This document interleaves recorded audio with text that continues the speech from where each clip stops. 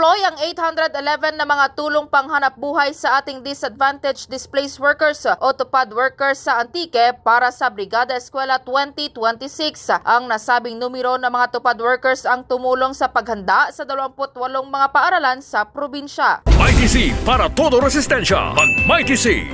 Base sa datos ng Department of Labor and Employment o DOLE, maliban sa Antique, 1,720 naman na mga tupad workers ang idineploy sa Aklan, 2,181 sa Capiz, 512 sa Guimaras at 6,672 sa Iloilo. Naglaan naman ang DOLE Antique ng 72.77 million pesos para sa programa kung saan hinar ang mga benepisyaryo para maglinis, umayos, mag-landscape at iba pang gawain na mapanatili na maayos ang paaralan. Makakatanggap naman ang mga tupad workers ng 550 pesos bawat araw na sweldo. Balita mula sa probinsya ng Antique, K5 Family Palanog. Para sa kampyon na balita, serbisyo publiko at kasiyahan sa Pilipinas, K5 News FM.